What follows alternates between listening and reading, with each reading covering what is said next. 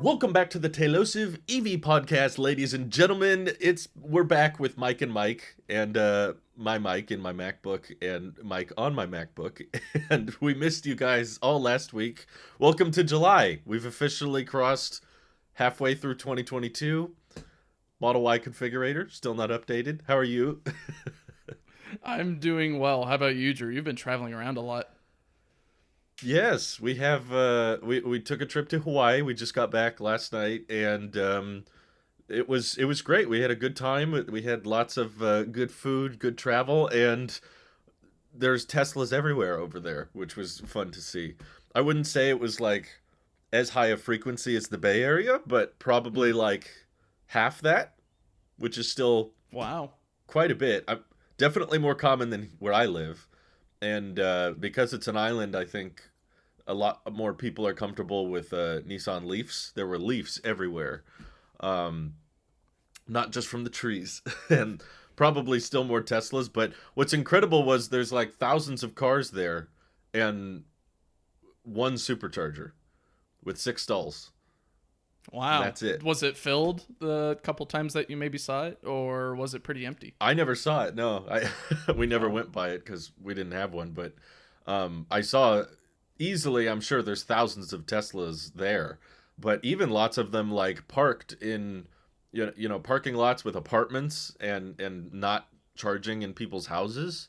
So I was like, wonder how people are charging these things because a lot of them are definitely not charging from home, and they really only have one supercharger for the whole island. So I guess they probably just have a lot of level 2 chargers around. To kind of, Sounds likely. yeah, not trickle charge, but not fast charge either. But they're very, Hmm. very popular. Even some refreshed Model S's were there, some plaids, and Wow. yeah, it's like driving a Imagine plaid that. around I'm gonna Oahu. order a Yeah. plaid and bring it all the way to Hawaii, which makes me wonder. Like, I wonder. Do they just have a giant cargo ship with a couple Teslas on there, or like, is there enough customers on Hawaii that warrants Tesla to take one of their shipping boats that they lease out Hmm. or own or rent or whatever uh, to Hawaii? Or is it Yeah. these people shelling out a whole bunch of money and getting their car imported from the United States on their own dollar? Which Yeah. I've seen that From the before. people I talked to, they said importing from the U.S. was around $1,500, maybe two That's thousand. that's a lot less than what I thought. I thought it was around like maybe 10 or Me too. 15. Yeah, I did not think it was that affordable to, because that's a long distance. You're going like thousands of miles by boat, which is not quick. No. But they said a lot of people brought their cars over for just a couple of grand or so. So I imagine they do have a Tesla center there. They have like a delivery center and a service center. So I don't know if Tesla brings the cars there and then delivers them, or if a lot of people just take delivery in the States. And I did even see like a couple, not on Teslas, but I saw Texas license plates, which was interesting to be in Hawaii, but they brought it all the way from Texas Imagine and they have living it in registered. Hawaii and having a Giga Texas made Model Y. That'd be the most like I think maybe one of the most rare configurations and locate like situations that you could be in, having that new of a Right. car in that location. Though I guess they're gonna make a whole bunch of them, and I guess maybe more like the 42,000 Model Y, uh, Yeah, the standard $42,000 one. range. That one would probably be the most rare circumstance, or I guess maybe a really old Model S, Yeah. one of those. There were older Model S's there. Not, I don't know if they were like signature series, but with the old grill and stuff. But uh, I do think I saw a standard range Model Y. I guess there's no Hmm. real way to be sure because it didn't have the dual motor badge, and it had regular time. It's possible they just took the dual motor badge off, Hmm. but that doesn't sound as exciting in my head, so I'm just going to say it was a standard range that a few people bought. But when you're on an island, the long range is really not that useful because you can't drive that far. So You're just I able totally get to why. spend less time, or maybe not spend less time, but you're able to increase the duration of time between charging with a long range at that Yes. location, which I guess is good, but then you're going to lose quite a bit from just kind of it sitting there either cooling itself, which I know that Hawaii can Hmm. get hot, or I Not don't know. nearly as hot as here, though. Oh my God, the weather is Welcome back to the incredible. States. When Yeah. as you were in Hawaii over, I guess last week, I went to Seattle, and surprisingly, Oh. I saw a lot of EV6s and Ioniq 5s at dealerships up there, which was a nice surprise. Ooh. And then I saw a Good. few refreshed Model S's, which was really strange because, Nice. of course, I haven't left the Bay Area in a long time. So it was Yeah. very nice to one, get out of the Bay Area, and two, see these cars that I Sure. see on the daily when I drive to work at this location. But getting Mm-hmm. back to, I guess, the weather, since we're talking about the weather, it was like 88 degrees the weekend that I went. And 88 degrees Really? in Seattle, Tacoma is a little bit That's weird. off. Yeah. Before, what was It's it? hotter there than in Hawaii. When I went to Seattle, I think in 2015, they were having a heat Mm-hmm. wave. There was a heat wave warning, like broadcast on the Ooh. news. I think it was even broadcast to all Uh-huh. phones and all that, kind of like an Amber Alert. And I look at the weather Mm-hmm. that week and it said like 75. I'm just thinking, Oh, really? I'm wearing shorts.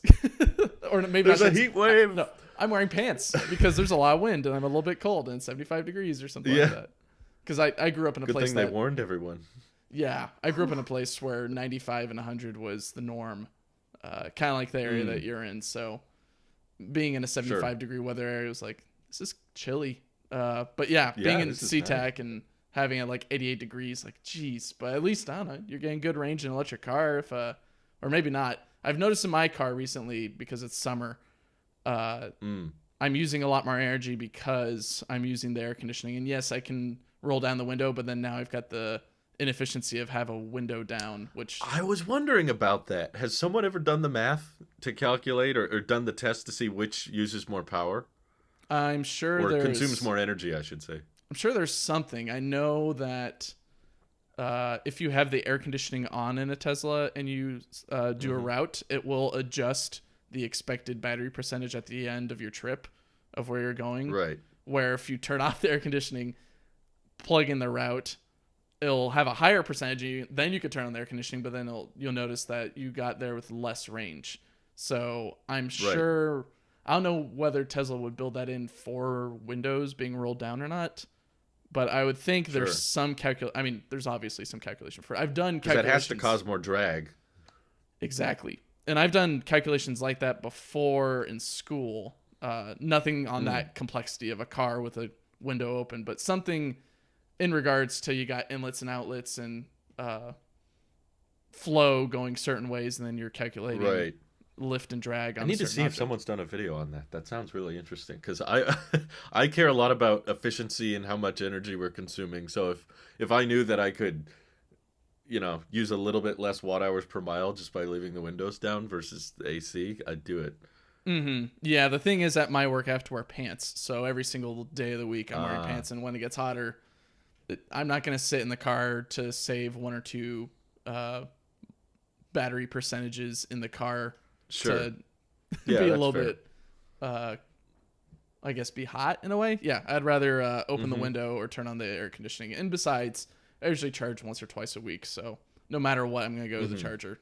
So Yeah, and I'm not saving depending much. on where you live, the weather, rolling down the windows may not be super effective if it's 110 degrees outside. But in Hawaii, like the weather was so nice that I saw a couple EV6s, which I fell in love with over the course of the trip.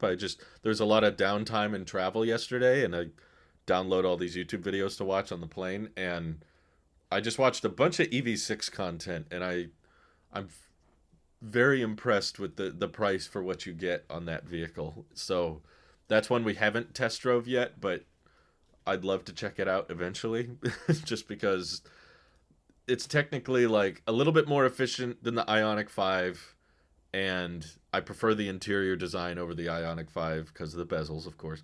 And you get like a 310-mile range for $48,000. It's a Which pretty good is deal. Yeah, that's like a little bit more than a rear-wheel drive Model 3, but with more range, and you still have over 200 kilowatts of peak fast charging, and it's a hatch, so you've got way more storage space than a Model 3. It's a little bit more bougier It's compared to the Ioniq 5 as well. So mm-hmm. you get, I don't think you It get the has white bezels ventilated in there either. seats. Ooh. Uh, yeah, I want to check out the EV6 as well. I think I said 2 weeks ago I was going to check out the EV6 or the Kona or one of those, but never Oh got yeah. to it because I was preparing for the trip last weekend. And then this week has Mm-hmm. been very busy. But I Sure. guess in that time, uh, what was it? Genesis came out with, or is starting to deliver their GV60, which, Mm-hmm. if you know anything about Genesis, they're connected to Kia and Hyundai. And this Mm. car, the GV60, is, I think, built on similar chassis or principles as the Ioniq 5 and the EV6. So it's kind of like a weird third cousin in a way that costs, like, I think base price 60K. So it's a little bit more Oh, weird. bougie. And I think Doug DeMuro, I watched Uh-huh. a video that Doug DeMuro did, and it's very, Mm-hmm. you're getting into it. It looks like a Rolls Royce when you walk. I mean, I haven't been in a Rolls Royce, but I've seen some pictures of a Rolls Royce interior, Mm-hmm. and it could get pretty bougie in there. It looks like that in the Genesis GV60 with Okay. like quilted stitching and all that. Some weird like flipping orb that when you get in and turn it on, the orb flips to the gear selector, but then when the car's off, technically, it flips back to like a weird crystal ball globe. It's kind of, I don't know, it's interesting. I'd definitely implore you to check it out. But it does have something Okay. that we've talked about before. I think we talked about it last podcast. It's got Apple features in this car, specifically Apple. face. Yeah, it's got Face ID and Touch ID, but Oh. not Face ID and Touch ID from Apple, but Face ID and Oh, Touch ID gotcha. from Genesis. But you can basically Weird. walk up to this car with nothing instead of having a phone or a key card. You can walk up to it with nothing and it scans your face, which Oh. I think is a really I'd love to see some tests on that. It's like even less than a Rivian, right? Because with a Rivian, like you could go phone, key card, fob, Mm-hmm. or bracelet, and like bracelet would be like Yeah. the lowest tier of that way to get in Mm-hmm. your car, like least techie way with like nothing in your pockets. But this Right. car, the GV60 from Genesis, you don't even need to carry anything besides maybe your license, I guess, because you have to you have to have something to allow you to drive. Sure. But Unless you live in Arizona, and then you could have the digital driver's license. But I guess you need your phone for that, so that yeah, doesn't work. but you could We theoretically have phones. Mhm. People have phones on them anyway. Yeah, But I I just- want to see someone like print out a photo of their face and try to trick it. that'd be interesting. Well, I mean, can you do that with an Apple device easily, or Well, no, but Face ID is using a true depth camera system with like a dot projector and a Oh. 3D map. I don't think the Genesis is using that. I'd be very surprised if they had some kind of 3D mapping tech on it. It's probably just a camera. probably it's just comparing? I don't know, but I thought that was really cool in that Yeah. this successful. I would say pretty. I mean, I don't know if they're selling amazingly. I heard that they're still having maybe not trouble, but they're still. I can feasibly tomorrow go, or even today, go to Kia and drive an EV6 with no problem.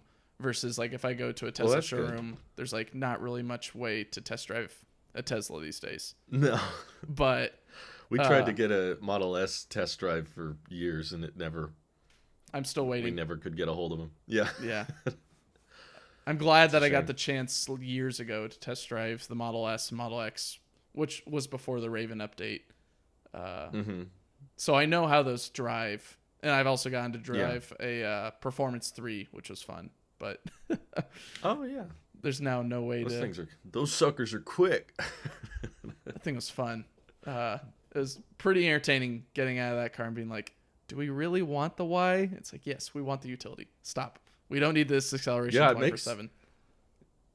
It makes you think a lot. I'll have to admit, the EV6 was making me think like I like the storage space, I like the size, and when I mentioned like it has the ventilated seats and it has longer range and it only costs a little bit more than the 3, my wife was like, "Why are you telling me this?" She's like, I don't want to regret our decision already." So You could it makes you theoretically buy an reprioritize like EV6 today versus still waiting on your Model 3 for another month and a half or so. Are they available at dealerships? Because where I was looking, I couldn't find the one I was looking at. I'll at check least. right now, but I'm Not pretty as sure they are. I've seen them when I drive by a few dealerships on the way to work. So okay. We might it's have to go to the it's bay for it if we did, but when I plugged in my zip, there wasn't any matches nearby. It's kind of a weird website system where they're like, build it the way you want it, and then it's like, oh, we don't have that, so you have to like figure out where they are and then look at what they're offering. So they may not have the spec I was interested in, but I think at this point, if we needed a crossover, I would take the EV6 over the Model Y, just for price mostly. Um, I don't think that the EV6 is better than the Model Y, but it's almost close to $20,000 cheaper. So it almost feels silly cross shopping between the two. It's like that's a totally different price bracket. It's like saying if someone's like, "Should I get the Model Y or the Model 3?" and you tell them Model X, it's like that's not the question. It's no.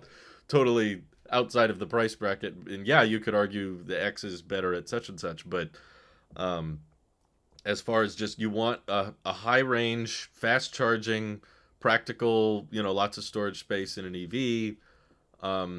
Now that the Ioniq 5 and EV6 are out there and they're substantially cheaper than the Model Y, it's getting harder and harder to recommend that when they even rose the price on the 4680 Model Y, which we didn't know until people started reporting it on accelerated delivery. It's Oh like the jeez. car's not even out yet and they're raising the price. Cybertruck's not. I'm sure the price gets raised every week. Uh, Oh yeah. yeah, it looks like in the Bay you could get specifically in San Jose. There's 4 different ones available: red, white, and blue. Uh, I think the lowest one you could get is Perfect. like a 53 580. What the heck? It's called a Wind. I guess they have different trim levels. Yeah, the Wind. I don't know why they call it that, but is that the Wind rear wheel drive? That's the one I was looking at. The Wind is probably. I'll check it out. But yeah, interesting names. It's funny living or like being so engrossed in the Tesla ecosystem where it's kind of just rear wheel drive, long range all wheel drive. Like basically Uh tells huh. you what's going on. And even before that, with the old naming scheme, it was 90D, meaning 90 kilowatt battery, kilowatt hour battery, Hmm. either or, Yeah. with dual motor. Uh, Right. and the P, if there's a P on there, indicated its performance. So like you could easily figure out the car. Where this, it's like it's a Kia EV6 Wind. Uh, Wind. yeah, the Wind is a rear-wheel drive, but Yeah, that's the one I liked just because you got the bigger battery pack but better efficiency. They're still not at the same level of efficiency as a Tesla, considering like Model 3 is dual motor long range, and that gets 358 on a charge, and this is rear wheel drive with a big battery, and that's getting 310. So, I it's mean, maybe also a it's little bit better to bigger than a compare it. three. Sure, it's probably better to compare it to a Y, but they never made a long range rear wheel drive Y, so we can't directly compare it to They did though. Tesla's lineup. They said they were going to. I ordered one, It but they just never wasn't made long range. it. But yeah, I guess yeah, I get your Yeah. point. Hmm. What was it? I did want to mention though, when I was in Seattle, some Hmm. family was up there and they had a new VW something, some gas car, some crossover slash SUV looking thing, but they had Android Auto in it and Apple CarPlay, and so I got to thumb Yeah. around with that a bit. It's very Mm. intuitive and very nice. I love it a lot. I didn't realize Yeah. until That's what I I've got to heard. experience it. I'm like, I guess I see the alluring factor on why people want CarPlay and Android Auto to come to Tesla, because it's so easy. I mean, there's either the Hmm. wireless version, which my buddy has in his Honda CRV, I think, and which he Oh, loves. okay. But in this one, it was Yeah. just a plug-in, and so you just plug in the phone, and immediately it's like, oh, I see that you've got the maps up and you have a route going. I'll just put that on the screen. There you go. Oh, you've got some music. Just play it on your phone, and it'll go through the wire, and it'll switch on a dime very quickly and intuitively. It's not like there's any delay, and you can even Yeah. interact with the screen if you want. But otherwise, it was a really good system, and I enjoyed it. Hmm. And I think Apple's plans to get CarPlay into more cars and have this 2.0 system rolled out eventually is not a bad idea. I still don't No, think it's a not good at all. idea for Teslas, though, just because they've got a weird interface that isn't really, I don't know. I don't think Apple could really cater to all the things that Tesla's trying to do with that one big interface, which is one big interface. It's not like the VW that I rode in or my friend's Honda CRV, where Where you've they got have the like one the little center screen, display and then the yeah. a whole bunch of knobs and buttons and everything else. So Hmm. you're kind of losing a lot and putting a lot more trust in Apple being able to cater all of the options for you in your Tesla, which I don't think Right. will offer as much as you want or you think you'll want. So, but It's a close anyways, second to like the Tesla OS experience. If I was buying a non-Tesla, I would want to make sure it had CarPlay, which the EV6 does. mhm, Um, the wind. it to me it kind of feels like it gives an excuse for the car companies to slack on their own software because they can just say, Apple will do it. It's fine. But as long as it works, and from what I've heard, it works fairly well and intuitively. So I'm like, well, I guess let the legacy auto slack. But yeah, I think at least CarPlay with its current implementation would not scale too well to a Tesla. Just, I mean, even with enhanced CarPlay in the new version that Apple's working on, like, it wouldn't be able to replicate the visualization for FSD stuff. No, So if you care about that kind of thing, that would probably be a deal breaker. But if you didn't, I guess if you didn't care too much about visualizations, it might work if someone could redesign like a CarPlay themed version. But I'm not against the option. Like even if I didn't use it, like letting people control, like, do you want the CarPlay skin on your Tesla or do you want the Android Auto skin? Do you want it to match with your phone or do you just want what Tesla comes up with? I see no issue with having it be an option. And if you don't like it, just don't turn it on. It's easy. But um, yeah, I like that EV6 design though. Like that exterior is sleek.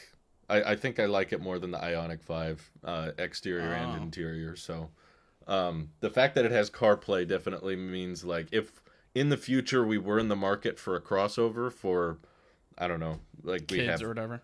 a family, yeah, or kids enter the picture and that kind of thing, and we want more space and that. I I hate to say it, but I'd probably buy an EV6 before a Model Y now, just because of the price. So, Mm-hmm. um, They're pretty cool. well done, Kia. I don't know how profitable that is, but for the range and the charge. Oh, I plugged in that long road trip like to my parents' place, which we plan on making fairly routinely. Mm-hmm. I plugged in that same route with the EV6, and it could do it in less time than the Model 3 rear-wheel drive. Sure, So, it's got a faster charge rate. I'm sure, right? yeah, I was just curious if there were enough EA stations on that route. It was like if we wanted to take this car to my parents' place, how long would? Because I've done that route with the Bolt. I plugged in the Bolt, and it was like You can do it. 20 hours of It'll just driving. I take you was like, forever. ugh, Yeah. probably not worth it. But EV6 was just around the same time. I think it was a little bit longer than the Model 3 long range, but less than the Model 3 rear-wheel drive. And of course, there's variables you can't account for with those apps. So I'm sure it's ballpark around the same. Just Mm-hmm. kind of depends on when you leave and how long you're charging till and that kind of thing. But I Sure. I wouldn't say that the competition is catching up per se. I don't like that term just because it carries weight in it like Tesla is threatened or someone is matching Tesla in deliveries. So even though yes, I agree that like non-Teslas are now getting really good in terms of total range and charging speed, and the Electrify America network I think probably gets a bit more criticism than it deserves. For a lot of people are just convinced if you don't have a Tesla, you can't go on a road trip at all. Mm-hmm. You can. It's just not going to be as fun trying to figure out which stall you got to park in, and if the stall is down, and can be harder to know because the infotainment's not going to say like, oh, don't go here. This one's busy or anything. It's just going to Here you go are. here. You know, you got there. You are technically on the GPS coordinates where it Now says use there's your a five charger. different apps to try to charge your car. Right. So it requires a bit more planning, but it can be done. But Mhm. in terms of just like total deliveries, like I think it was Bloomberg News did this article that made me laugh because they were like, Hyundai and Kia are able to build like a huge number of EVs in the same amount of time it took Tesla 10 years, and they showed like EV sales in the United States, but they left out Tesla. It was just a graph of non-Tesla EVs, but they didn't say that in the graph. The graph wasn't like comparing all non-Tesla. It just said EV deliveries in US, and just left that out. And then the next follow-up tweet was, well, Tesla still delivers more vehicles, but Hyundai and Kia are stepping it up. I'm like, that really says something where to prove your point you have to leave out the largest player. You wouldn't be able You to have see to the like, rest of the players. It would the be chart would look very skinny Burj Khalifa like tower on one side of the graph, and then down the line you'd have like a whole bunch of tiny little like mushrooms on the ground. In a way,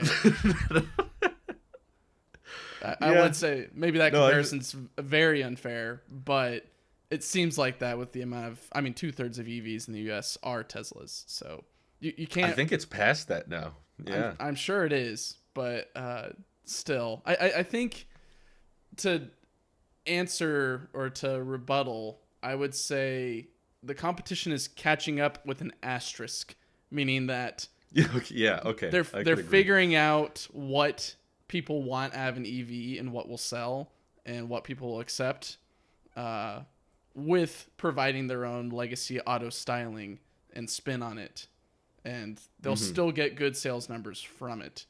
It's just it's not as much as you think of catching up as in, oh yes, it'll be a matter of months or like a year or two. It's just going to be, I think what the best way to put it is there's options now. Like what you're saying, if Hmm. we wanted a crossover, we wouldn't get a Model Y, we'd get a Kia because it's a lot less costly, does basically the same, and can still get us to a Ultimately, we destination. just don't want to pay for gas. That's the thing. You and everyone else in America and Right. probably the world. And you don't want to compromise with something electric but so bad that you can't do as much with it, like you could go even cheaper than a Kia and get a Bolt, but like I said, that road trip time goes way up, and the fast charging isn't there, and the range isn't quite as good, and I would feel less comfortable getting a shorter range non-Tesla, just because I know it won't, at least right now, it won't be lithium iron phosphate, and I don't have complete faith in their battery management system doing the best with degradation over time. Knowing how GM's experience with the Bolt went, it's like, I don't know how long this battery's going to last. Hopefully a long time, but I don't have a ton of faith in it. So if I was getting a non-Tesla, I would want over 300 miles of range, just because I know I'm going to charge it to 80% every day, and that's going to end up being 250. And then after 10 years, is it more likely that Tesla will have degradation better than a non-Tesla? At this point, I'd say yeah, just because Tesla probably has more experience with building They cells, make and their own batteries. they know how long. Yeah, Or at least they get batteries they have a probably lot more better. control over the battery, I should say, because they don't make their own Yes. batteries all over the line. They've got a bunch of different suppliers, but they do know what it takes to build a good battery, and that's why they've chosen the suppliers Yeah. that they have to supply the threes and Ys and S's and X's. Hmm. So, For while sure. So Legacy Auto is like, I'm. hey, we need batteries. These guys have batteries. Just give them. Yeah, so it's like I would want over 300 miles of range, not because I intend on driving 300 miles. It's because I know that's going to turn into 250, 240, 220 over the course of the vehicle. Mm-hmm. Whereas I'm okay with 270 on the LFP Model 3 because I know that's a more true, like 100% every day, and then the cycle life is higher. So Mm-hmm. I'm okay with that. But um, you're right about there being options now. Like, if my parents were in the market for an EV, I don't think a Tesla would even be like my second or third recommendation. No, they'd be waiting There's forever. probably three or four I would suggest before a Tesla. Mm-hmm. One thing that, talking about options, one thing that Hmm. came up in the last week that got unveiled by Hyundai was the Ioniq 6. uh, which is Yeah, yeah. it's I a caught that. sedan. Yeah, I was very excited over seeing that because it's a EV that isn't a crossover. We've got way too many EV crossovers. Uh, That's true. Genesis coming out and finally delivering their GV60. I was like, oh, cool, another crossover. What's new with it? Another one.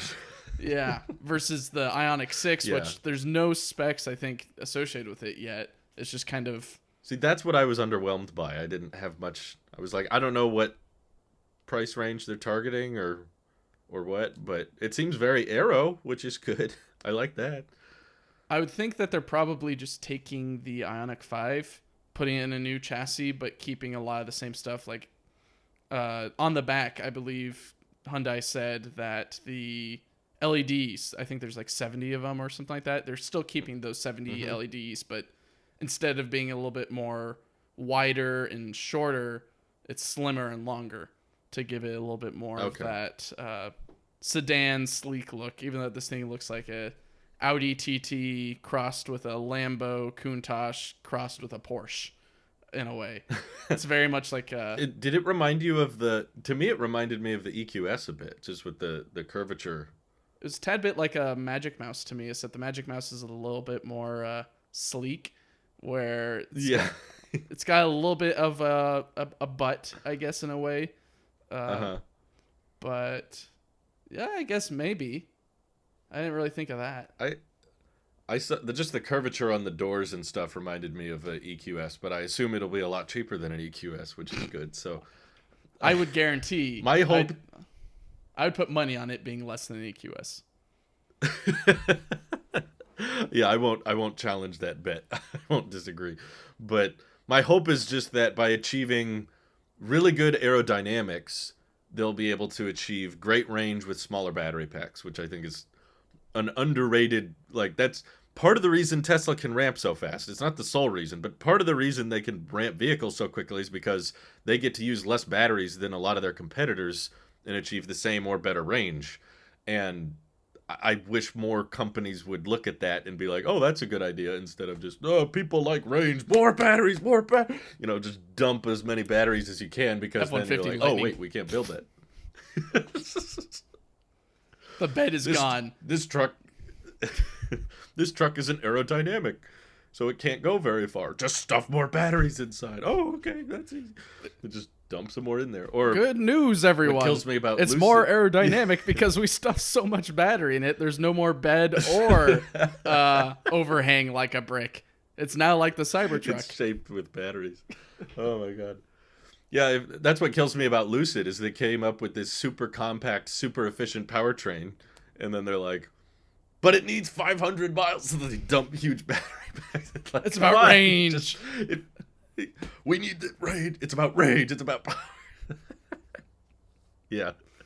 No, like a Lucid Air with 300 miles of range would probably end up using like a 60 kilowatt hour battery pack. It'd be tiny. It'd be really aerodynamic, and it would beat my Model 3 in efficiency. Probably wouldn't beat it on cost because it would still start at like, $60,000-$70,000 or whatever. But You wouldn't have yeah, to charge it for, or sorry, you wouldn't have to pay for charging for 3 years though, which is that's it's true. it's a small. I mean, if you're doing a whole, or if you're planning a whole bunch of road trips, you could probably save on a ton of money. But even so, Yeah. it still factors in a little bit. I wouldn't say Uh-huh. it's a tiny rounding decimal that you can neglect because maybe you're a person that doesn't drive that much. But for me, I drive Mm-hmm. 20, 40 miles every day. So Sure. it stacks up. So I would definitely love. I mean, part of me thinks I should have probably put down a reservation for the Pure when they had the price hike coming in the imminent week, and they're like, "Hey, Yeah. you could get a deal on our car." Also, we're failing, by the way, as a company, but you could get a deal on our car. It's like We're failing, by the way. That's what it said in the email to reservation hold. By the way, I don't know. These I hope they survive. I don't want them to die, but it's just I'm worried that they're adamant that they need that high range and that's the only way they can deliver the product. That's going to end up killing them because it slows down the ramp and it eats into the profitability of the car. Like seeing people buy Model S's and X's that have well over $100,000, and most of them can't go 400 miles on a charge. Most of them are a little over 300, mid 300s, in that ballpark. And there's still plenty of people, more people buying those than Mach-E's, dropping big money. So it's like, I think Lucid is basically trying to prove a point that's already been made. And they're like, EVs can have great range, and everyone's kind of like, okay, that's fine. As long as it charges fast. People that are paying attention know that. People who aren't paying attention think of them as the Lord and Savior of the EV industry. In which I think it's great that because they're caring about all the things Tesla doesn't care about, like high range, luxury, good build features. quality, and profitability of the company. It's like an invert. Who cares if we're profitable as long as the build quality's good? It's interesting where their head is kind of at where like an EV company would be back in 2015 or 16, where it's like you need a whole bunch of range, you need all these features to get people. Whoever has the most range will win. Yeah, that's their mindset. With how things are now geopolitically and financially and everything else, people don't need that really right now. What they need is something that's a little bit more affordable, in which companies like GM, even though that they're only selling like 1,000 EVs or something like that, or Did you see the headline that they're building 12 Hummers a day? That is very logical to me. Those things are huge. They have a lot of work and time put into them, and I'm sure that they don't. That's a lot of batteries when you think about it. That's over a megawatt hour. I mean, think about how many batteries that Tesla needs a day, and then scale that down to what GM needs, and their efficiency isn't that good. Let me double check either. So they're having to compensate for that efficiency loss, and it's a truck, and it's huge, and it's got everything else under the sun, all these features and stuff. 12 EV Hummers a day sounds logical to me. Like, I would be surprised. That's actually quite a bit. If you think about each one being over 200 kilowatt hours, that's a lot. If it was 1,000 it's just going into a very units a day, I would be a lot more surprised. I'd be like, where are these EV Hummers going? Because I haven't seen one yet. I saw an H1 Hummer yesterday. I haven't even seen one EV Hummer yet. I've seen more Hummers. Did you send a picture? Did you see a Lightning? I did see a Lightning, not too far from my area, but it was really cool seeing it. Was actually, maybe I'll share the clip at this point, but at the point that I was at seeing it, there was a 250 or 350 that was lifted that was going basically the other way, and it's a very narrow street. Yeah. But they were basically like, it was a nice comparison, even though one was facing me and one was going away because I was behind the Lightning. But it was nice to see the size, even though you already know what the size is because a Lightning is basically a regular F-150 just electrified. But it was, I was really excited. I was on the phone, I think, with my mother, and then I see it. I'm like, "There's a Lightning!" And she's like, "What?" I'm like, "A Lightning!" It's like, "Oh, that's the thing that Ford makes." I'm like, "Yeah." Totally derailed our conversation. It was amazing. It was cool seeing it. It accelerated away from me at one point, and it impressed me with how fast it was accelerating because you don't really see trucks go fast, and this thing turns and accelerates on a dime. I just thought, okay, well, that was fun. Yeah. No, I'm glad you saw one, but still no Hummers, though. That's interesting. I guess it makes sense, right? Well, maybe not. I live in the Bay Area. I would expect to see some Hummers. Yeah, I would think that's where you would spot any EV that's come out. Hummer's been out longer than the Lightning, but I just keep thinking, like, imagine if they put all of these batteries in the Lyriq. How many more they could build? Yeah. Are they? Yeah, they're probably delivering that already. I haven't even seen a Lyriq either, if they're delivering those. I'm not sure if they have. I know they keep advertising it like crazy. Like, despite the orders being full. You can't get one this year unless someone has canceled their delivery and it's sitting there on the lot and you get lucky and you can get it. I think that's the only way you can get one right now. But if you're willing to wait, you can reserve one on their site, and then you have to wait a year or so to get it. I think it would be a lot smarter, but again, it goes back to me mentioning the Ioniq 6, I'm kind of done with crossovers. I'm sure a lot of other people are at this point. Yeah. There's so many options on the market. You could wait a while and get the Y or the X, and those are pretty good crossovers with a lot of neat features They're and very amazing good. They're just acceleration. pricey. Yeah. You could get something a little bit more affordable and get a Bolt EUV, a Kia EV6, or a Hyundai Ioniq 6, and have something that's pretty much the Fine. same, has And good then range. the ID4 is another one. Yeah, I forgot the ID4 as well. That, and then the GV60 or whatever is on the way as well. You can't keep track of all of them. There's too many. There's way too many. No, and there's the Lyric and a bunch of like. There's too many crossovers at this point. I'm tired and done with them. This sounds terrible. I'd rather more GMC Hummer EVs on the road than Lyrics. Well, I basically don't think we need new models at this point. And I guess that's part of the reason I'm such a big Tesla fan, is because they have the least number of models of any of these companies available. I mean, Rivian almost has as many models as Tesla does at this point. And they're just a startup. But I'm like, I still don't think the Hummer was a good choice, because it would have been smarter to just use less batteries in Lyrics and sell more Lyrics than it would be to make 12 Hummers a day and put giant 200 kilowatt hour battery packs in them for rich people toys. Because I just have to imagine that that's probably not someone's daily driver, and it's likely going to sit in a garage half the time until they feel like going off-roading. It'd be a very beautiful lawn ornament. I would love to see that in my driveway. It would be beautiful. Do I want to drive it to work every day? No. That thing would be. They should sell one without a battery pack in it. You just park it in your just one big lawn ornament.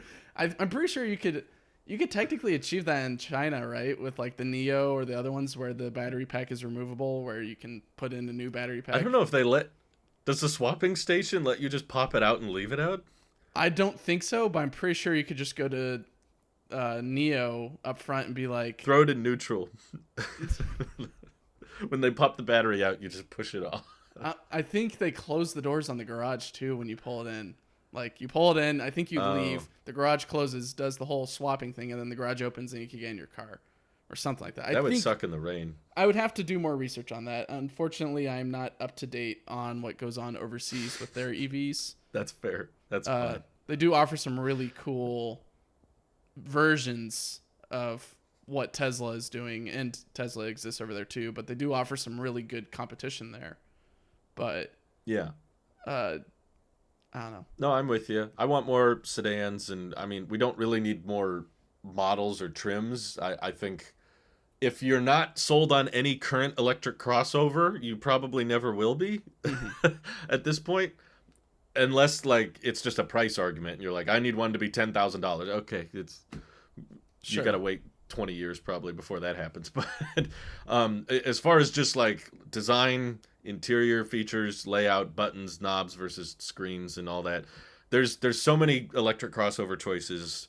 Right now, brands should just focus on ramping those. I don't think they need like another iteration of the Ioniq 5 or another wait, EV6 this one's iteration. a GT version, and it's got all-wheel drive. I'm calling you out, VW and Ford, with your crazy options of GT or whatever.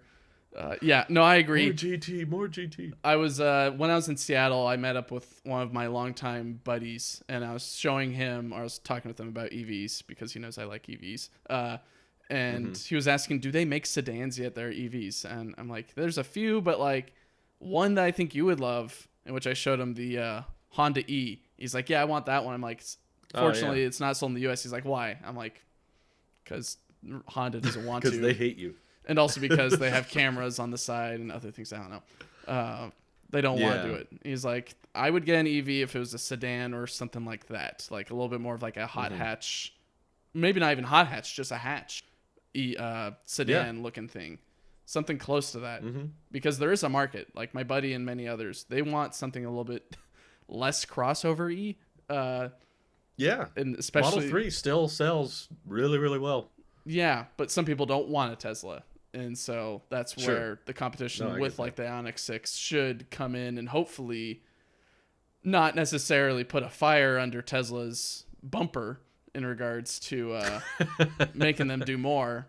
sedans or whatever, but at least it's another option, kind of like what we've been discussing this whole podcast. Is just give us more GM options. will put a fire under the Bolt's bumper. I thought they fixed that. I hope so. Yeah. Jeez, yeah. I like that there's more of a sedan emphasis with the EV6. Sorry, not EV, the Ioniq 6. Oh my god. There's so many They to look keep similar. track of, but that's I guess the efficiency and the size of the battery pack are my biggest questions, because I'm sure they can get it to fast charge just like the other Ioniq, and the design of it's fine. I'm not a screaming fan of the look, but if it's functional and it gets the aero done, then I'm for it, because I'm more about like how can you change the design to make ramping easier? That's probably my first question now with a lot of new EV models, because it's like, okay, you could have 40 different trims of an EV, but if you're only building so many, it's not going to make that big an impact. So you should start designing them from the ground up to be very scalable and easy to ramp. So that's what I hope their emphasis is. I thought I read some headline somewhere that they wanted it to get like close to 400 miles, and I was like, okay, you don't need to go that far, but okay. I mean, maybe do a long range option or something, but just after seeing so many road trip videos of people in both Teslas and non-Teslas, it's like charging speed really makes a bigger difference than people think. Like, range is a fun stat, but it's kind of useless because no one's ever going from 100 to 0. You're always going from 90 to 10, and then it's just a matter of how quickly you can get back to a high enough state of charge that you can reach the next charger. So that's mostly dependent on your charging speed. And EA's ramping up, and they're building more fast charger cabinets, which is good. And now it's just a matter of building affordable but fast charging EVs that I just feel like the higher range chase of like, oh, we can get better range, we can get higher range, that's more about trying to win more demand, which is not really the problem. It's like, No. we got to convince more people. It's like, I don't think that's the problem at this point. It may be in the future, but right now it's more about like how many can you build and Yeah, gas scale prices up, are so. already doing the marketing for you. It's too Yes, costly to thank own you. a gas car. Go buy an EV. That's what the market's telling you. Mm-hmm. It feels like it's how is it in the Bay? It seems to have gotten worse since Hawaii was a little bit cheaper, but not by much. This is like 50 cents to $1 less than it is here Wow. per gallon. I haven't paid attention, honestly. I have not driven the truck in, Oh, good. oh goodness, maybe a month or more. Maybe more than Wow. that. I haven't been to I guess I should say I haven't been to a gas station in a long time. And I'm not really paying attention to gas station signs either, because I don't need to go there. So it only makes sense that I don't know. But my wife hasn't told me yet that we need to carpool. So that's a good indicator that we're still in the $6 range. Because I don't think it's going below $6 unless like you go to a very specific spot or specific few spots in the Bay where you can get something in the $5 range. Or if you go way up north towards like Vacaville or more towards over the Golden Gate Bridge, you could probably find something in there near Napa. Maybe not Napa. Maybe Napa's still probably. Anyways, long story short, I'm not too sure. Probably still in the $6 range. And I think you're right. I could care less because I have already made the transition. Now, if I get in a crash or someone crashes into me, then I'll probably care a little bit more. I'll probably be a little bit more research tuned on gas station prices in my area. But for now, we're still tugging along with the truck and the Y. There's no big need. What's actually making more sense, if we're still seeing this trend occur for the next 5 or 10 years, I'm more inclined, honestly, to convince my wife to, what's it called? Go with me on this idea of getting a Aptera, because having a car that I can daily drive to work, and then she could take the Y, or she could take the Aptera. Doesn't matter. Sure. having a car that's able to charge in the sun, and she doesn't drive too far from work or too far for work. Mm-hmm.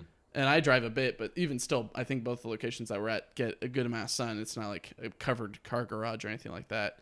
Uh, Right. there is, I think it would be very feasible and very logical for us to get an Aptera because we commute a bit, and Mm-hmm. it's a cheaper vehicle. No matter if we get the 250 range or 250 mile range one or 400. Mm-hmm. The 400 just means we get it sooner and we have a little bit more range to Right. go places. And usually when we go places, it's just the two of us and our two dogs, in which one dog would sit in the back and one would sit on the lap because we have two different sizes. So Oh yeah. it would still work. We're not going to be like doing anything crazy with it. So like if we go up to visit family somewhere, it would work Sure, as that commuter car. It wouldn't be the best if we're carrying a whole bunch of cargo, like if it's Christmas or something like that and we're traveling. It wouldn't make sense necessarily. We would take the Y.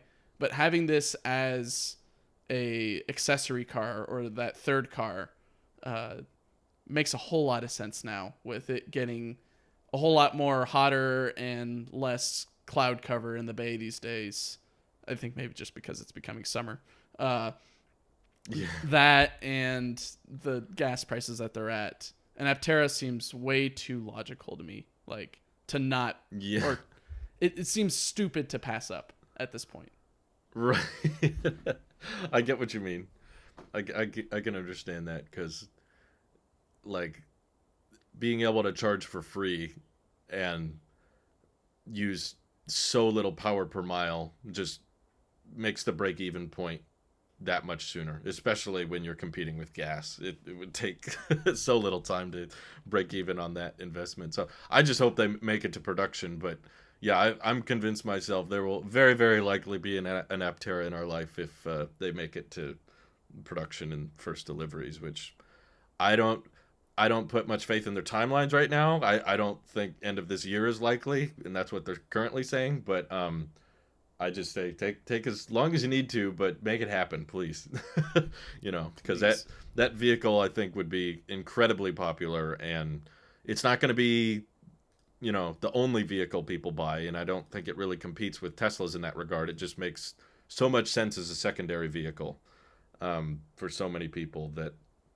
Yeah, you're right. It seems stupid to pass it up, but Exactly. Especially just after their presentation, I think a week or two ago, about some of the updates that they've got going on with being able to make the exterior a bit smaller and making the interior a bit bigger.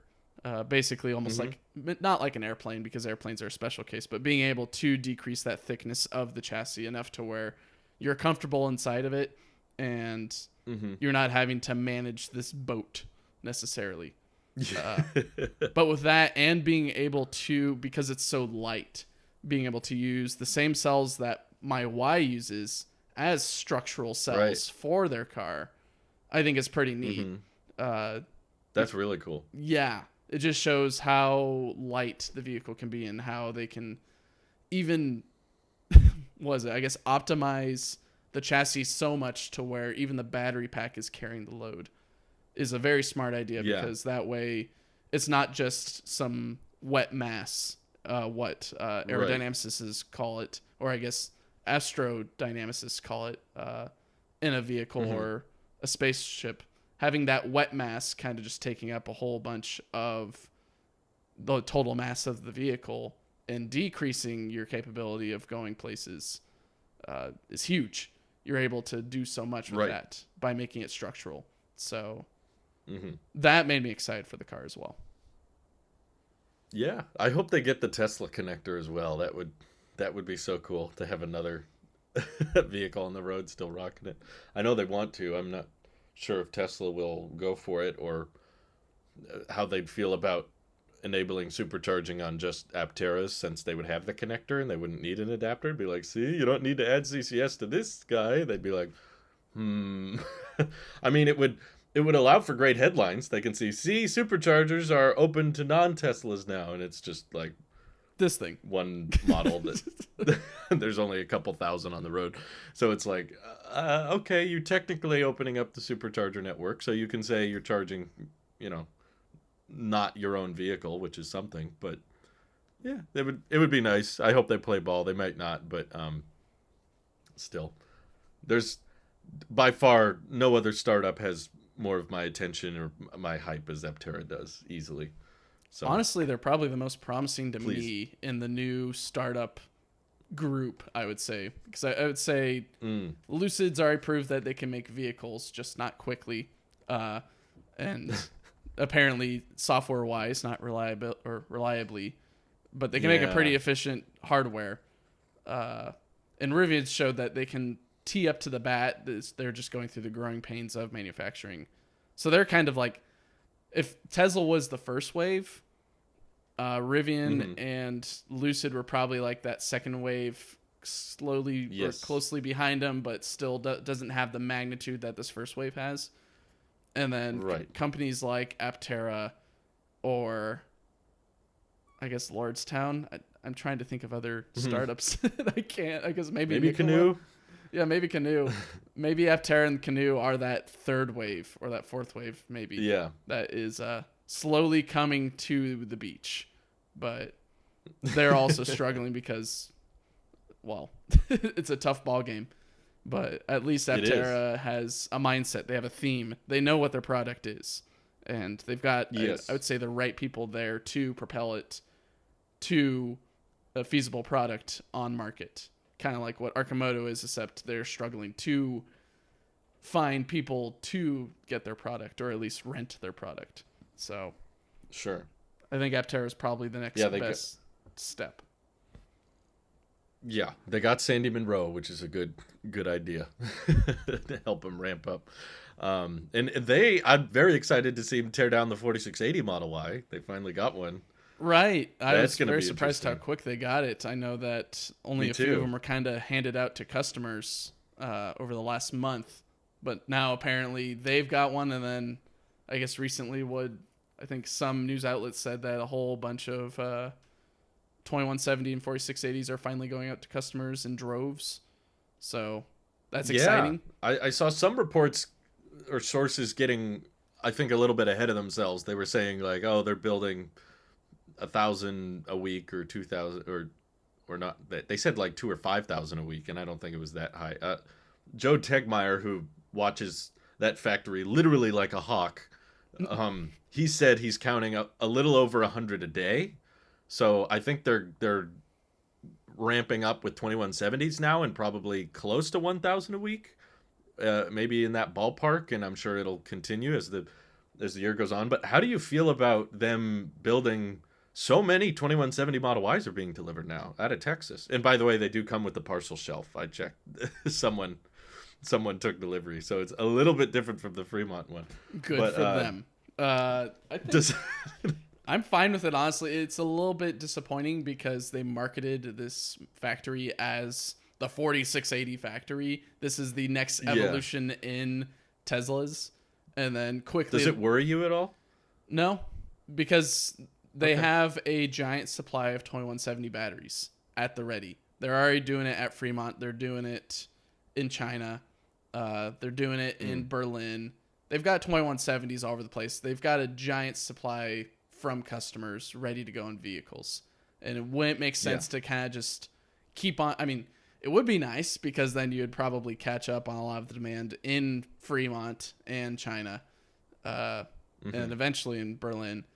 But to allow this factory to get more experience under its belt and give them these 2170s, which are a proven product. They're a lot easier to work with. You have a lot more employees that have probably touched these batteries with their own hands on the West Coast, but now in the central United States, putting it in a new chassis and knowing what they're like and how the building process is for that, just a little bit more tweaked because it's probably still... There's a lot of those influences from 4680 chassis building just isn't structural now. It's now just the easily removable. Well, I guess they're both easily removable in a way, but this one a little bit more either easier. is easy, but Yeah, removable of some kind. removable of some kind. But I'm fine with it. It's just I'd say more of slightly disappointing. It just shows that 4680 still has a ways to go, and I'm sure the factory has changed drastically since the Giga Texas Rodeo, but Oh yeah. I I still think they're going through a lot of growing pains, and they will continue to go through growing pains with that factory for another year or so. Even when Mm. I think it'll be constant growing pains for a while because Yeah. they have to get the Cybertruck manufacturing going, whether they like it or not. Uh, and I'm not sure. well, they I'm worried that the 4680 ramp is taking so long that that's going to severely impact how many trucks they can build. maybe it depends on what they're able to do. I would say in this circumstance where you've got Joe looking at 100 cars a day coming out of it, and which is a mix of 4680Ys and 2170Ys. Yeah, now it's even harder to tell the difference because they're both dual motor. So you have to Yeah, go into the car software and check to see what cells it's using. exactly. But even so, it's better than them still. It's better to put training wheels on the bike than to let the bike or the person on the bike struggle and keep on falling without training wheels. I think the 2170s are these Mm. training wheels for Giga Texas. It's allowing for Giga Texas to have some leeway in figuring out some of those systems or techniques to getting a whole lot more efficient in making 4680 battery packs. And Mm. if it means more 2170 cars, that's fine. They've already proven that 2170Ys are a good product. And it means, And there's plenty of demand. yeah, and it means No more shortage on customers that. are getting better quality controlled cars in the Right. market, where Fremont will always have that issue until they do something about it. Like they Hmm. make it a big initiative to do something about it. But for now, Hmm.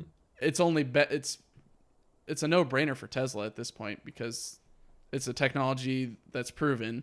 They've built these cars before, and it means that they get more sales out of Giga Texas, so they can write that off as sales from Giga Texas, or manufacturing Right. and production from Giga Texas.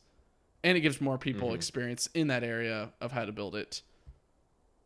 And it gives them more time to figure out 4680s instead of having the guillotine slowly falling above them as they're trying to figure out how do I get myself out of this thing, uh, and try to build their way out. So it's a bummer, but it's not bothering me in any way. What about you? Okay. No, I'm more convinced that this 4680 has just become such a headache like in ramp that it's good for Model Y that they have a tested and proven 2170 design, and I'm a little bit surprised that there's cells to spare because it implies that that's no longer the primary constraint in Fremont. I'm not sure where they're getting these 2170 cells. Are they from Nevada? Are they from China? I don't think they've disclosed that. But if they do have a surplus of 2170s that they can send to Texas, that means that Fremont is at capacity for other reasons. Like they're building as many as they can, but it's not because of a shortage of batteries.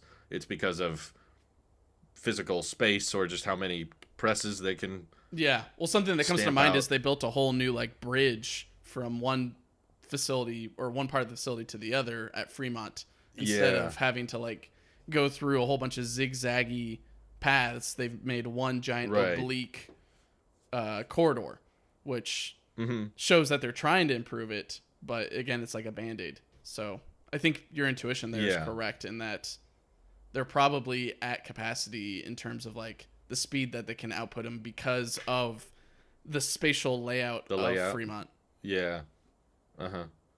No, I think that's the only way it would make sense to start using 2170s is because you're like, oh, well, we have these batteries sitting around, and Texas seems to be limited by how many 4680s they can build, at least before, because they're willing to add a whole second line. I'm sure that's very different when you're not structural and when you're not using those batteries. You have to build out a whole separate line at the factory, and they I guess can do that. And based on the first deliveries we've seen, the quality control is very good. So I'm happy for like Model Y long range reservation holders because that means they're getting better cars built with better quality control, and they can get them sooner.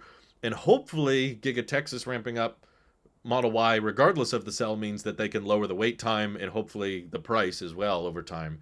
But knowing that they're not ramping the 4680s for all Texas builds now makes me think like, okay, the truck is going to need way more cells than the standard range Y, Mm-hmm. and they're struggling to even ramp that. Like they don't even want to add it to the configurator because they aren't confident that they can build enough of them. So Mm-hmm. it it makes me concerned for the truck. But The Cybertruck. yeah, I'm trying to avoid the saying, but it I do not have a lot of faith on them either delivering next year or delivering at a reasonable price point, because if the 4680s are going to be this supply constrained, and I hope that the ramp up is exponential and they can catch up, but Mm-hmm. at this point it feels like it's not. Like it makes me wonder if will they compromise and do like a 2170 Cybertruck, or will they just keep the Cybertruck in Hummer EV territory of just like it's super expensive and not that many people buy it, but that's because we can sell everyone we make and it doesn't matter what we charge for it. You know, that Model X is outselling the Bolt and that's like over $120,000. So Mm-hmm. the reason I think there's so much demand for electric pickup trucks is because that's what there's like no options for. Like we talked about crossovers earlier. There's so many electric crossovers and even a couple sedans to choose from. But pickup trucks, there's like two, three choices, and a couple of which are, 90,000 plus. And you have to wait a So while too. pickup trucks are very, yeah. And pickup trucks are a very popular segment. There's a ton of people buying pickup trucks, and the gas savings are even higher for that of a truck being less efficient. So that's why I think there's such a big line of people willing to buy any electric truck, regardless of the exterior, interior. Doesn't matter if it's classic F-150 or uh, bougie, ugly Hummer, or cyber aesthetic with yoke and marble countertop. No longer You could anymore, have, but yeah. yeah, yeah. Now you got to have the big fabric box beneath the display. No matter what you design, there's going to be a big line of people willing to pay six figures for it. So I think that's why I'm even further convinced now that like the Cybertruck will just be the most disappointing production model of any Tesla, like compared to unveil to what was delivered. The expectations are way too high. There's still a bunch of people thinking, oh, maybe they'll do the dual motor for around 70. I'm like, I don't think so. I think it's going to be all 100K plus, especially if the 4680 ramp is taking this long and it's being problematic. That means they're going to have even less supply than we may think. It might be one of those vehicles they produce as much as a Model X, not as much as a Model Y. So you're saying like maybe So 100 Cybertrucks a month or a week then? Like maybe Hummer levels I just am of not producing. seeing. Yeah, like we're halfway through 2022, and they originally said that they were going to deliver, the first 4680 Model Y in early 2022. I mean, for a long time they were saying end of 2021, and then that got pushed, and now they won't even update the configurator halfway through the year. It makes me think like, man, is there a local maximum? That's the term I'm thinking of. Did they hit a local maximum with 4680s? And at this point, it's kind of hard for someone to counter that and say no, they haven't when things are taking this long. What kinks have they not figured out, and what's delaying it so much that they're like, yeah, bring over the 2170s, and that we'll probably never know. But I'm very curious what percentage of Texas Model Ys are 2170 versus 4680. Like, how limiting is this factor? Yeah. That's what's scaring me. Is like, did this whole tabless electrode and battery redesign take way more complexity than they originally thought, and is the cost savings not as good as they thought? And it's a little concerning, but Mm-hmm. I'm not getting a Cybertruck, so No. I shouldn't be that concerned. Yeah, it makes me a tad concerned, but I mean, I'm a person who's considering an Aptera, so Yeah, I'm not really worried about an electric truck, especially when we have a gas sure. truck that already does the things that we need. And we're not even towing that much these days because of gas prices and also other reasons. Right. There's no need for us to have an electric truck in general. It would be more of a detriment to us. It wouldn't really be a boon. And that's a good thing, because the people who are in dire need of an electric truck right now are in a pretty sucky situation. they, if you're annoyed with gas prices, there's there are very few good efficient gas pickups. Maybe the Maverick. Get a Maverick, get I a think there's a Ranger, hybrid. get a Yeah, there's get a Titan, maybe. I don't know. which is still going to have oil and gas and brake pads, all the traditional stuff that comes with an ICE vehicle. And if you want an all electric truck, then you either got to wait 2 years or pay over $100,000 to get either a Rivian or a Lightning, or hopefully you can find a Lightning at a dealer that's reasonably priced. But from what I've been seeing, it's kind of hard to find. Most people that reserved one are either going through with it or backing out because the dealer wants too much. So everyone's just kind of in a pickle. And if you really like the Cybertruck and you got your hopes so high because of Tesla saying, "Oh, it'll start at $40,000 or get over 500 miles of range," if you see all that and then are waiting halfway through 2022, where's the Cybertruck? And then next year it's like, we'll get to that eventually, but chip shortage. And once it comes out, it's going to be $120,000 or $140,000. It's just, if you can get by without one, you have a lot of advantages. You're gonna like save a you lot of you have money a lot more options and headache. Yeah, you can save a ton of money. If that's why I'm grateful for our situation, where I'm like, yeah, we've owned a sedan for 5-6 years now, and we really don't max out the cargo space in it. So I'm comfortable and glad that the Model 3 was an option for us, because if it wasn't, then we really would have been screwed with the Model Y price hikes. And You'd still be waiting on the 4680. oh yeah, we'd not even be close to, even if we compromised and just said let's get the long range, we'd still be waiting. Like, the wait time for that was way further out than the Model 3 was. My mother's kicking herself in her butt right now because she goes through Subarus like water, and the last time her luck is bad. It's not like she's intentionally crashing these things into walls, but something goes on, the car kills itself, or someone runs into her, or some other unfortunate event happens. So the last time, which I think was like a couple years ago, maybe not even a couple years ago, it was about 1 or 2 years ago. It was like shortly after I got my Y, I guess. So in 2020, her Subaru got wrecked. I'm like, "Mom, you should get a Y." And she's like, "Why?" I'm like, "Yes, a Y." She's like, "Why would I get a Yes. Y?" Yeah. Yes.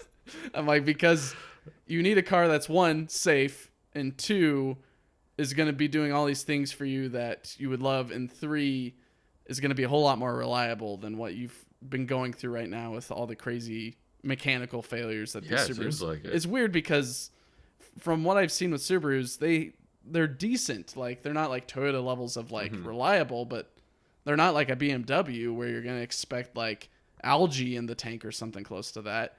And so Yeah. true story. I'm not joking, that happens, but at least I was trying to convince her to get Y, and she never really went for it. I even went to the extent of like finding a used one not too far from us for a decent price at the time, which was a decent price. Now I think today it's like a deal, or like a really good deal. Yeah, it would be. I'm And sure. even so, she's like, "No, I'm just gonna go for something that I know." But I will say this is gonna probably be my last Subaru. And now, as we speak, she is not driving her car. She's driving one of their rental cars from Subaru, because she has taken her car in for the 7th or 8th time because the center console is doing weird things. Even at one point, she was driving home and the car was screaming at her, thinking something was wrong, and there was nothing wrong. Oh no. So Yeah, but Tesla doesn't know how to build cars, Mike. They're young. apparently Everyone not. else has such great quality control, and all other companies build flawless vehicles, like the BZ4X, which have tires that stay on at all times. It's so Toyota, the most reliable car brand. it's not a I problem. like the headlines for that one. They just said, tells all owners to park their cars now. Like, I just imagine people driving on the road with the BZ, and then the screen is like, park right now. In the middle of like Must park. the was it the 505 or whatever, or was it whatever road it is in LA where it's notoriously, quite literally, a slow moving train of cars on the highway. Where I guess it's a parking lot. Just park there, and it probably wouldn't do any difference because the traffic's so. Anyways, yeah. What was I getting at? Oh, I guess my point in all this is if you're thinking about getting an EV, get one, even something like a Bolt or a Kia or a Hyundai, if you want to avoid the crazy price hikes with gas right now and to avoid probably future price hikes with electric vehicles. And if you want to get a Tesla, true. just wait a while at this point, or at least plan for waiting a while, I should say. Because this is not the right time. But I guess what I'm getting at is not going to get it quick. no. If you have the money, or at least you have the patience, put in an order and wait. But for now, I guess just, I don't know, don't drive too much. Hang tight. The one last thing I wanted to mention before we wrap up was on this Hawaii trip, I did not drive a single time. We were staying with friends. Congrats. And we had no rental cars or anything, but I had so many people that were very nice, very very generous hosts and great people that we hung out with and had good meals. But I'm not going to name names or anything. Some of the worst drivers I've ever been in the car with. And it made me give far more credit to FSD Beta after having so many different people drive me around. I was like, I can't believe that this is like legal. There's like so many people driving that are so bad at just like directions or stopping or staying in between the lines. I was like, okay, maybe it's closer to human level than I think. Maybe I'm just a much safer driver than I realized. Like I'm not prideful about that. I don't like boast to people about how good a driver I am. But once, like every other person I drove with, it's like they accelerate way too fast, or they follow the following distance is like less than one car at like 50-60, or they like slam the brakes back and forth like this, or there's people that are drifting off of the lines and going off road and stuff. I'm like, what is it can't be just a coincidence that this many people drive like this. So either I'm just a decent driver and I'm holding FSD Beta to my own standard of like, this is how I drive. It needs to perform as well as I do.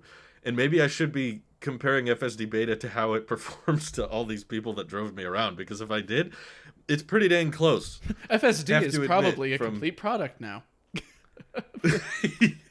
If these people are allowed to drive on city streets, then I don't know why people complain about FSD Beta being allowed. I mean, yeah, there's so many bad drivers out there. I guess. And a quick for the record, go ahead. Last point. These people do not get in accidents. That's the thing. Like all the people that drove me over the past 2 weeks are not like getting into car crashes frequently, or you know, I would maybe describe a lot of them as dangerous, but they weren't getting hit. They weren't, you know, none of them were saying they get into car accidents or have in the last 10 years or anything. They're able to get out of it or get away with it, I guess, in a way.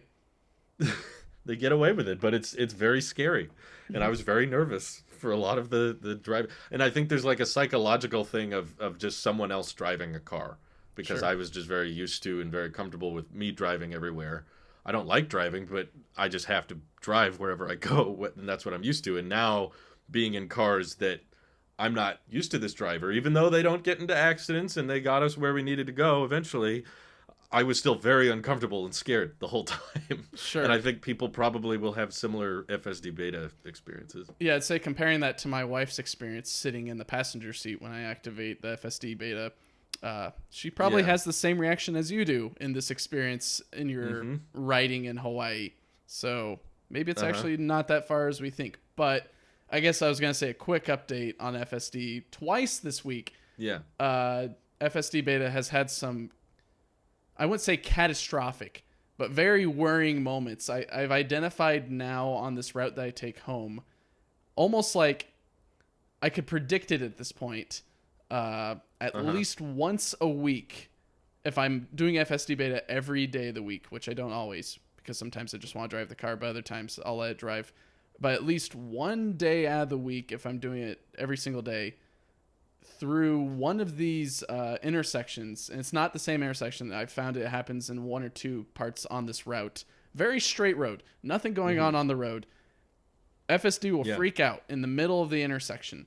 It will show a low Huh. graphic on the screen saying, please take control immediately with the red steering wheel and all that. Start screaming and Mm. beeping at me, and then it'll relinquish control and give me, it'll stop screaming at me, I guess, and I'll drive it.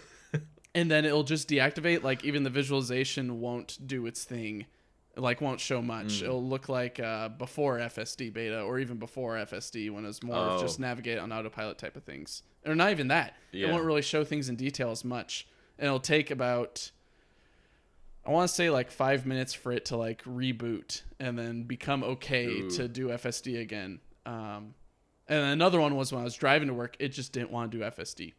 I would try to activate it. It's like, nope, Hmm. there's some. Oh, actually, I think I took a picture when I was at a stoplight. I've seen that in videos. People have had like the system crashes Mhm. where everything shuts off and then it doesn't reactivate for several minutes. And it's those instances that make me think like robotaxis are so far away or near impossible, especially when I'm like, that doesn't seem like Yeah. emergency braking disabled. Yeah, so Huh. that was the one that happened recently when I was traveling to work and I tried activating FSD. It's like, nah, automatic emergency braking is disabled.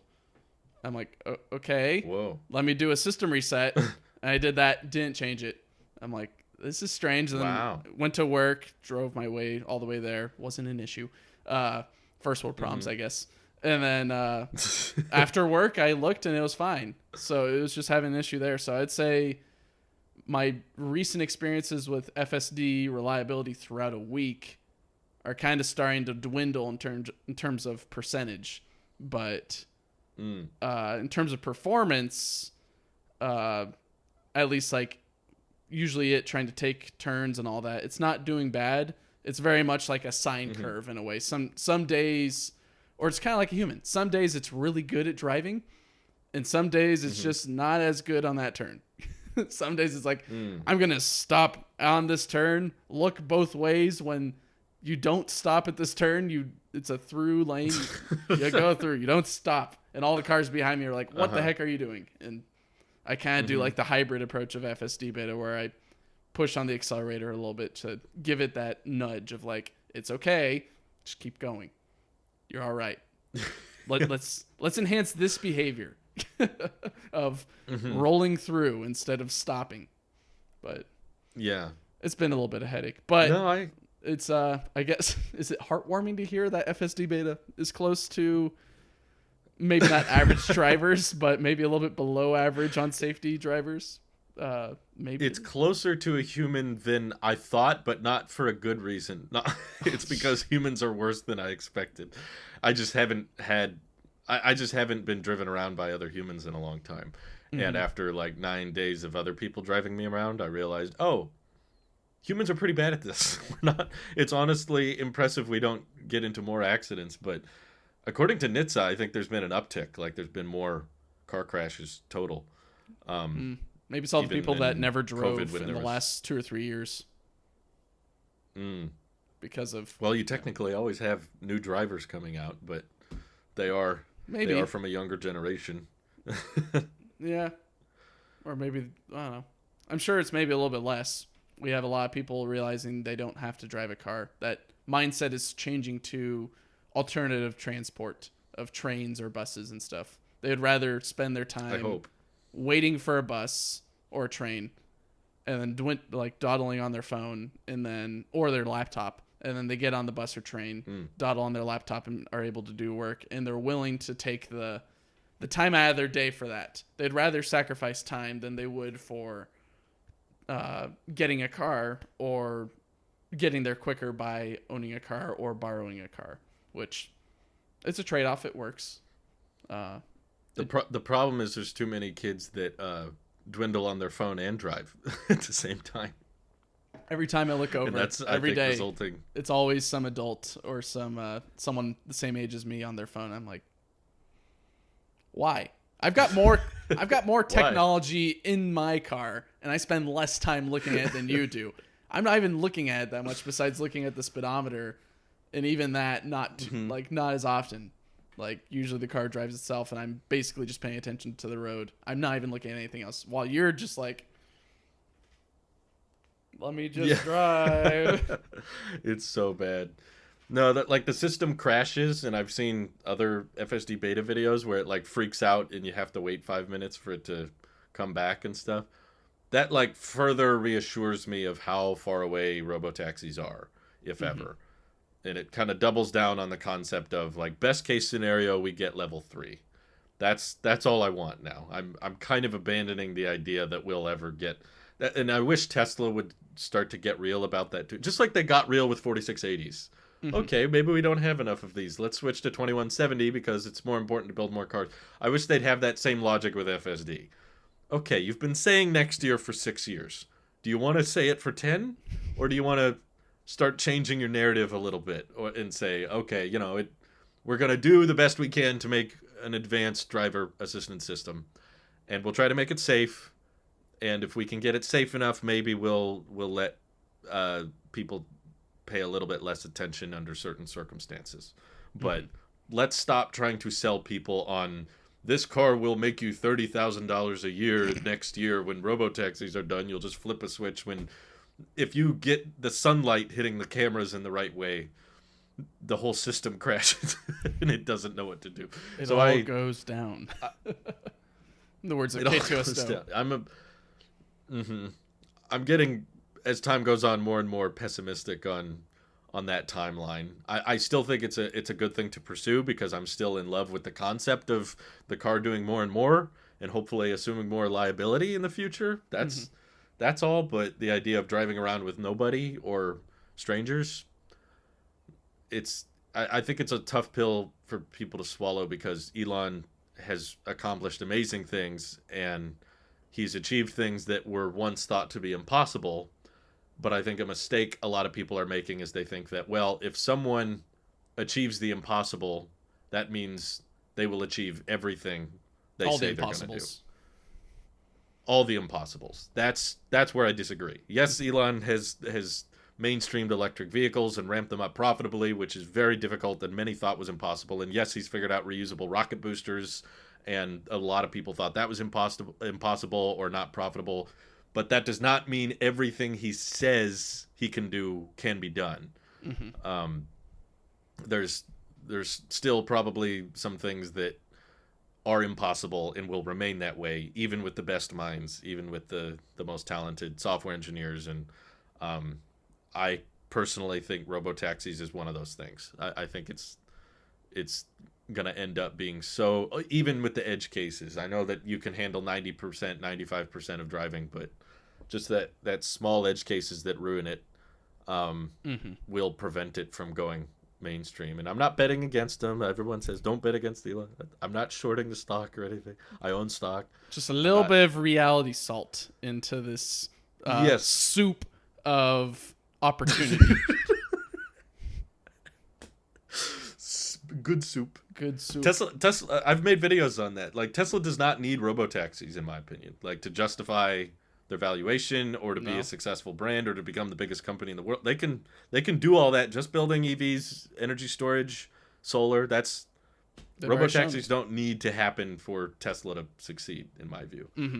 Even so, I think right now where robotaxis should start is where was it Poppy? I totally forget what Poppy's owned by. It's the Bolt that self-drives itself. Cruise? Cruise. I think Cruise and Zoox are showing Waymo. that, and Waymo are showing if you're in a spot or in a city, whether it's super dense or not too much dense, but like if you're in an area that you can predict a lot of situations quite well, it's either cars there, cars not there. You're not having to worry about like off ramps and on ramps too much and going from highway to city or to suburb or to something else. Like you're mainly focusing on grid or skewed grid topology. It's not too hard because there are solutions that exist today that are doing it right now. Are they doing it 100% reliably yet? Not necessarily, but they're getting pretty close, and they're showing that level 4. Yeah, that they can get there. That there is that promise. So I would think if Tesla wanted to put more, not reliability, if they want to put more trust and or hope into the FSD robotaxi idea, them going this route of making their own robotaxi product and then implementing it in the same way that Zoox or Cruise or Waymo is doing is a good way to show that it will work. It's just going to take some more time, but we're showing you that it can work on a schedule versus that one video on AI day or having a few videos on YouTube from people who are using this beta, whether they're on the mainline or the cutting edge version. At least this product will show it's possible. But saying that all of their products will be able to do this and you can buy it for $30K and make a whole bunch of money and all that, I think that's way too much credit that you're giving Elon and his company. I think you need to sprinkle some salt on it and realize that, like you said, he can do amazing things. He can't do all the amazing things, though. In a timely manner, I should say. I guess with that addendum, it's not going to be like, bam, there's a smoothie. Like you're gonna have to take your time cutting the fruit and putting in the ice and adding some of the juice, and grinding it up. Like we're still cutting some fruit right now. We're not even close to pouring in the juice yet. I think if it is possible, they'll figure it out, but there's a chance it's not possible. Yeah. And that's not something I think a lot of Super Bowls acknowledge. They think that, well, if he said he's going to do it, then it'll eventually happen. And I'm like, it might not. Even with the most talented people, there's certain things that just aren't possible. The simplest solution is not always the best. I think trains have showed that it's not simple, but it is a solution that is reliable, in which I considered when going to Seattle, in which it ended up I just took a bus, which is a step forward in the right direction, but still. You can't solve everything with a hammer. Sometimes you need a wrench. Elon is a hammer. That hammer's been thrown at many things. Yeah. Franz is swinging it against the... I didn't think about that. Make the Cybertruck. Glass shattered. 4680s. There's the timeline. It's like the Yoshi I'm gif. still excited. I mean, we could keep going about this for a while. We'll save some for next week. But, we'll save some for Randy any closing and Nick thoughts whenever they come back. Yeah. Whenever they come back. No, I think I've excised all of my final thoughts. All of your soup and smoothie analogies. Yeah, I guess I'm hungry. I'm not too sure. All right. No, it's good. Cool. Well, Alrighty. Thanks for joining us, y'all. Hope you have a good day, and we'll catch you in the next one. Bye-bye. Bye.